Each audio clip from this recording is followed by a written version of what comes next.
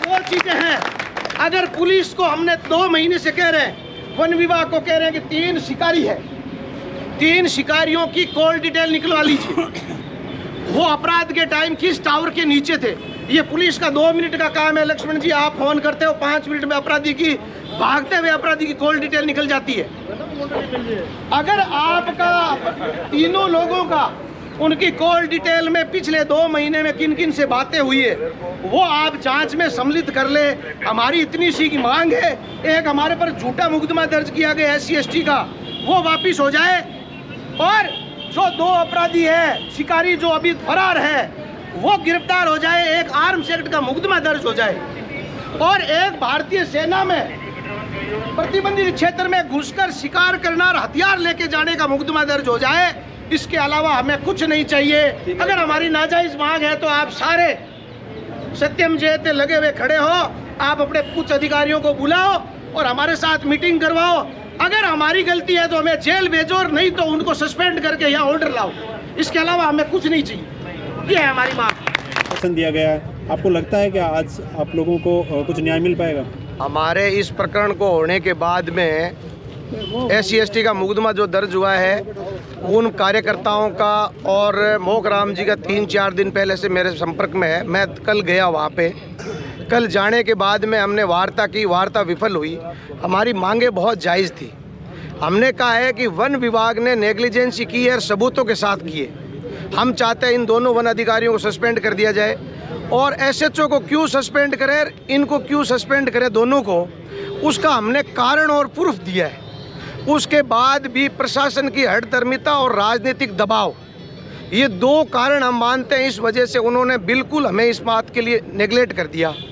हम कह रहे हैं कि इतनी गंभीर बात है ये कि सेना का प्रतिबंधित क्षेत्र, फील्ड फायरिंग रेंज, महाजन की फील्ड फायरिंग रेंज, जिसके अंदर कोई भी आदमी जाता है उसको पास, आप भी जाओगे आपको पास लेना पड़ेगा आर्मी से। मैं खुद फायरिंग कर चुका हूँ इस रेंज। आप फौजी रहे हो इसलिए आप इस तरह जानते हो। साउथ कैंप अगर जाना है तो अलग अलग लेना पड़ेगा। परंतु एक आदमी महाजन फील्ड फायरिंग रेंज में बंदूक और 21 गोलियां और हाथ के बने हुए बम लेकर अंदर जाता है और एक हिरण का शिकार करता है, और एक कार्यकर्ता द्वारा शिकार किया हुआ हिरण, उसके 3 गोलियां लगी हुई है, वो 21 कारतूस और 4-5 हथकड़ के बम ये वहाँ बरामद हो जाते हैं।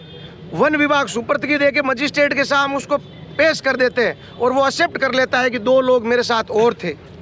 वो जो फायर करता है हमारे कार्यकर्ता पर, उस कार्यकर्ता की फायरिंग का हम मुकदमा दर्ज करवाने जाते हैं छतरगढ़ थाना में।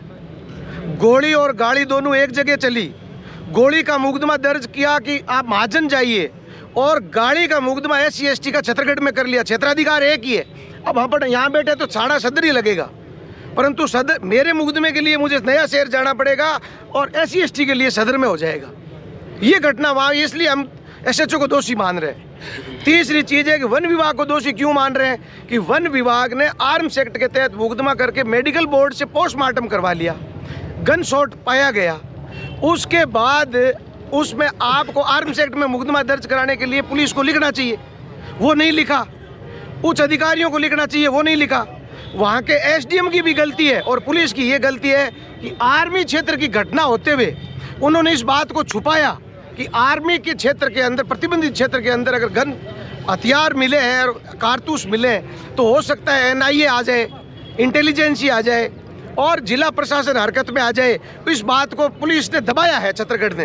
तो हम छत्तीसगढ़ पुलिस का और वन विभाग दोनों की अराजकता को देखते हुए, अगर ये तो वन्य जीव है, जब इतने लोग कह रहे, मैं कह रहा हूँ यहाँ मर्डर भी हो जाए, बलात्कार हो जाए, अपहरण हो जाए तो भी कोई सुनने वाला नहीं है।